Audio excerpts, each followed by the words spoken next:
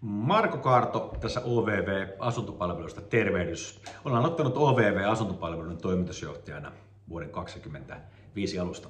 Tämä on ensimmäinen kertani OVVn verkkareissa, kun julkaisen blogikirjoituksen ja aiheesta tiesitkö tämän vuokra-asunnon vuokraamisesta. Olen itse vuokrannut noin 750 asuntoa viimeisen 15 vuoden aikana, eli jonkinlaista perstuntumaa itselläkin tuosta huoneiston vuokraamisesta löytyy takataskusta. Joku saattaa ajatella, että 750 huoneistoa on aika paljon asuntoja, mutta tämä selittyy muun muassa sillä, että joskus olen vuokrannut myös kokonaisia kerrostaloja ja yhdessä kerrostalossa saattaa olla esimerkiksi 40 tai jopa 50 asuntoa tai enemmänkin. Muutama sana alkuun OVV-asuntopalveluista. OVV-asuntopalvelut on Suomen suurin yrittäjävetoinen vuokravälitykseen keskittynyt yritys. Vuokraamme vuosittain noin 5300 vuokra-asuntoa, eli teemme aika paljon vuokrasopimuksia vuosittain. Me olemme franchising-yritys, meillä on 12 yrittäjää ja me toimimme noin 20 paikkakunnalla, ihan valtakunnallisesti ympäri Suomea. Valikoimastamme löydät myös merkittävän määrän vuokra-asuntoja. Jos esit vuokra-asuntoa, niin käy katsomassa niitä myös ovv.com-sivustolta. OVVstä on ehkä hyvä huomioida, että olemme edullinen, kustannustehokas toimija. Kannattaa aina vertailla eri palveluiden myös sisältöä ja hintaa. Ja väitän, että olemme hyvin edullinen toimija ja kilpailukykyinen myös hinnaltaan. Vertaile vaikka ja totea itse. Muun muassa olemme niitä harvoja toimijoita Suomessa, jotka tarjoavat hallinnointipalveluun, millä se on nimellä kokonaispalvelusopimus, koko vuokrasuhteen ajan kestävän vuokratakauksen eli vakuuden. Eli jos meillä on vaikka sinun asuntosi vuokrattavana vaikka 15 vuotta, me takaamme sen, että koko 15 vuoden ajan saat vuokrasi varmasti tilillesi, jos vaikka vuokralainen ei maksaisi. Tämä on muun muassa tänä päivänä, kun on paljon luottotiedottomia kansalaisia jo Suomessakin valitettavasti määrältään tosi paljon, niin tämä on todella tärkeää, että on myös tällainen turva olemassa sitten asuntosijoittajille ja vuokranantajilla. Eli OVV takaa hallinnointipalveluasunnoissa vuokratakuun koko vuokrasuhteen ajan. Mennään sitten itse asiaan. Tänään puhutaan siitä, että tiesitkö tämän asunnon vuokraamisesta. Mennään sitten asiaan. Ensinnäkin on hirveän tärkeää tietää se, että kannattaa käyttää oikeanlaista laadukasta vuokrasopimuspohjaa. Ja Suomen vuokranantajien vuokrasopimuspohja on varmasti päivitetty myös viimeisimmillä uusilla klausuuleilla, kun ajatellaan esimerkiksi juridiikkaa. Ja monesti aloitteelle käykö se virhe, että käyttää jostain netistä tai Googlesta löytynyt vuokrasopimuspohjaa.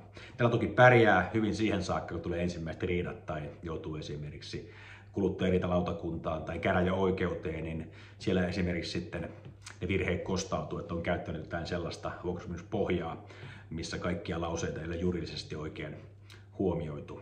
Itse käytän ainoastaan Suomen vuokranantajien viimeisintä vuokrasopimuspohjaa. Vuokraan sitten asuntoja, toimistoja tai toimitiloja. Ja nyt kun valitaan vuokralaista, niin mielestäni on tärkeää se, että vuokralaisella on luottotiedot kunnossa.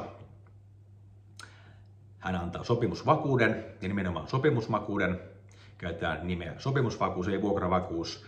Tämä sopimusvakuus terminä sisältää enemmän kuin pelkkä vuokravakuus. Tämä voi nykylainsäädännön mukaan olla 1-3 kuukauden vuokraa vastaava summa, tämä kyseinen sopimusvakuus. Kotivakuusvastuuosinen kannattaa tietysti vaatia. Ja itse tapaan vuokralaista aina yleensä kasvotusten, koska keskustelemalla ihmisten kanssa kasvotusten näkee paljon enemmän ihmisestä, eleistä ja kaikista hänen puhetyylistään, että minkälainen ihminen edessäni oikein on ja millainen hän on mahdollisesti myös vuokralaisena.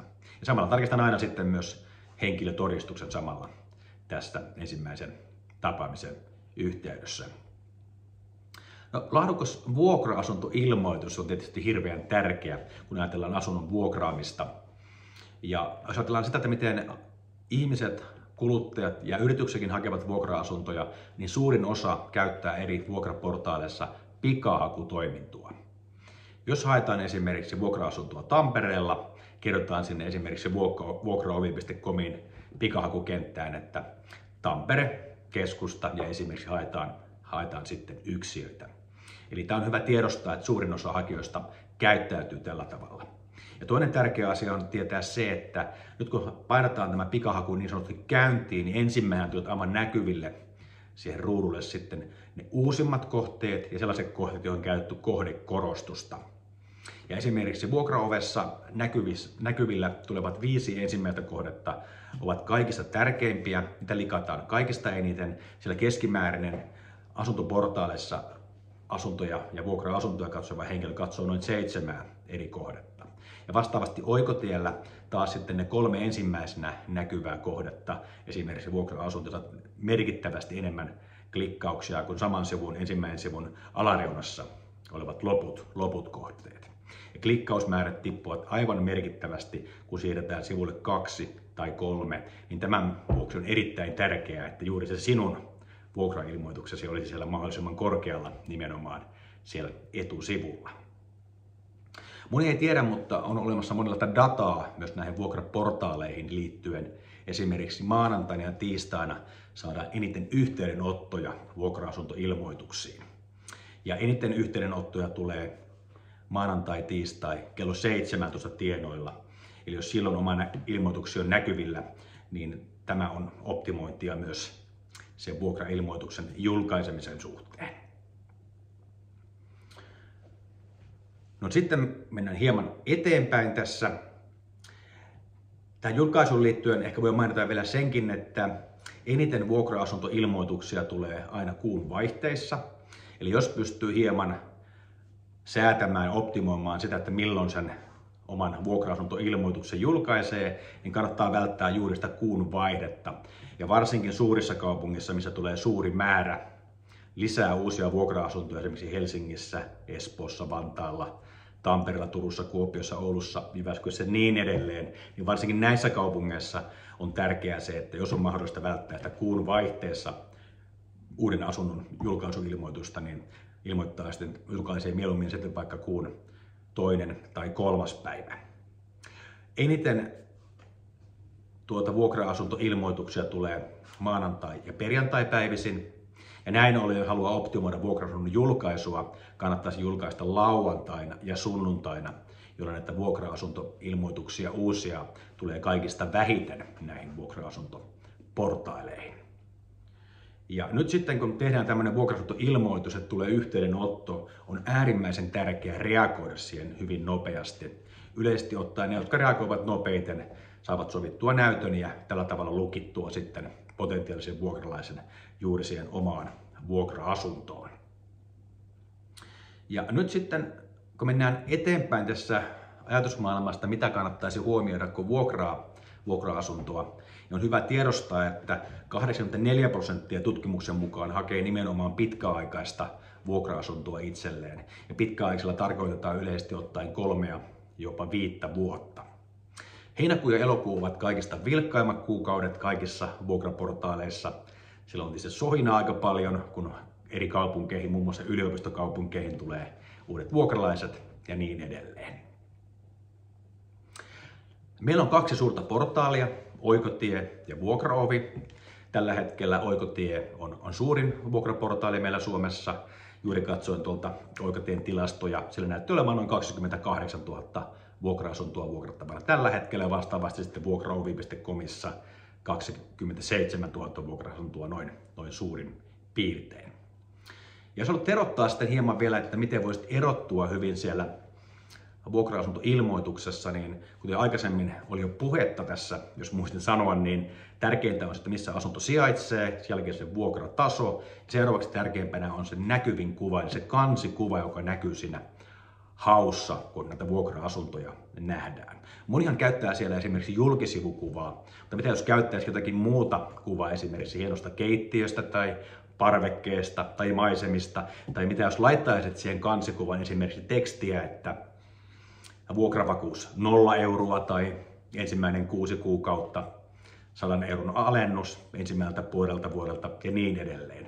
Laittamalla tekstiä siihen kansikuvaan pääset erottumaan aika hyvin esimerkiksi näissä, kun kuluttaja katsoo esimerkiksi vuokraovi.comissa sen ensimmäisen sivun hakunäkymää. Hetkinen, tässä on jotakin tekstiä pantu tähän kansikuvaan, mitä tässä oikein lukee, niin tällä tavalla saat ehkä kiinnitettyä sitten katsojan huomion ihan näin vinkkinä.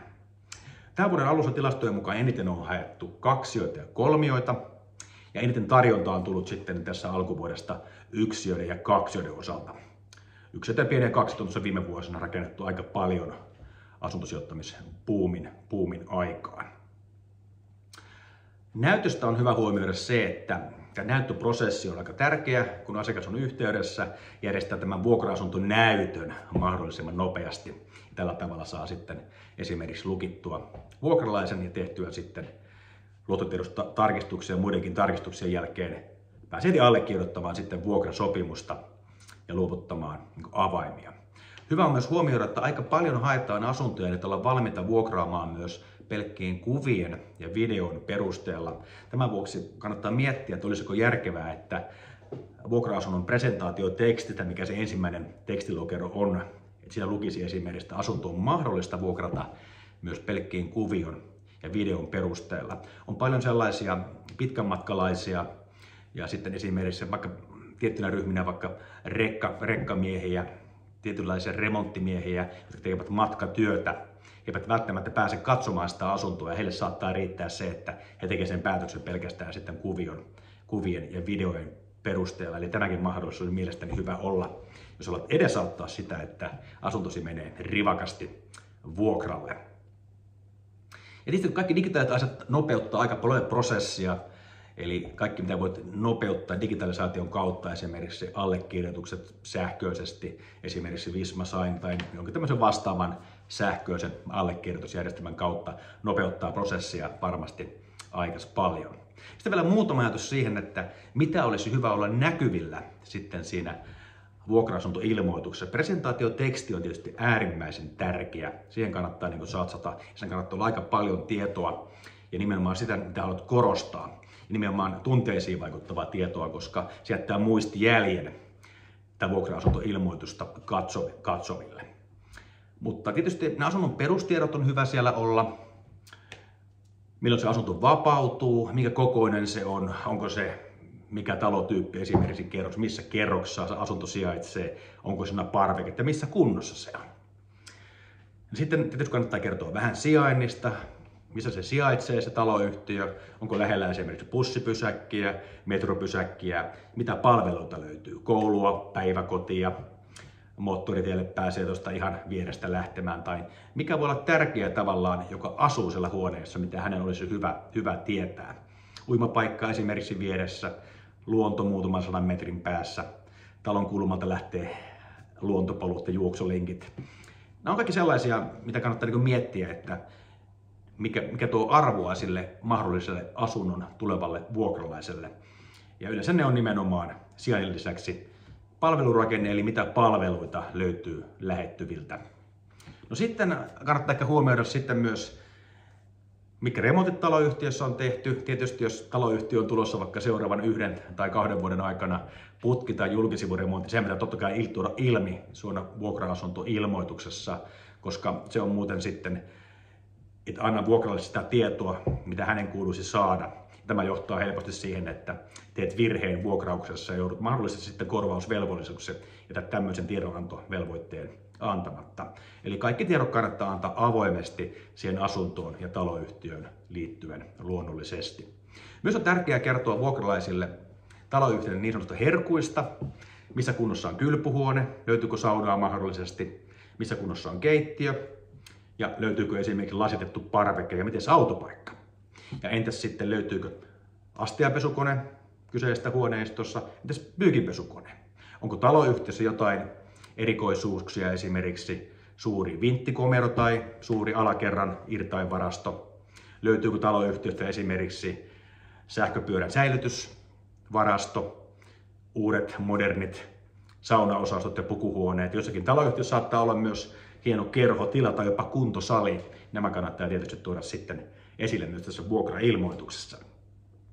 Tässä on vähän ajatuksia siihen, että miten voit parantaa sitä, että oma asuntosi menisi mahdollisimman rivakasti vuokralle tuoda eri asuntoportaaleissa. Tähän loppuun sitten vielä viimeinen ajatus meidänkin palveluihin liittyen. Tämä oli ensimmäinen videoblogi ja minä olin tosiaan toimitusjohtaja OVVltä Marko Kaarto ja tarkoituksena on jakaa asuntomarkkinoihin, vuokra-asuntoihin ja yleensäkin tähän koko prosessiin ja analyyttipalveluihin liittyvää tietoa teille kaikille katsojille. Kiitos, että katsoit tämän ensimmäisen blogivideoni. Tervetuloa mukaan seuraamaan blogiani myös jatkossa. Hei hei!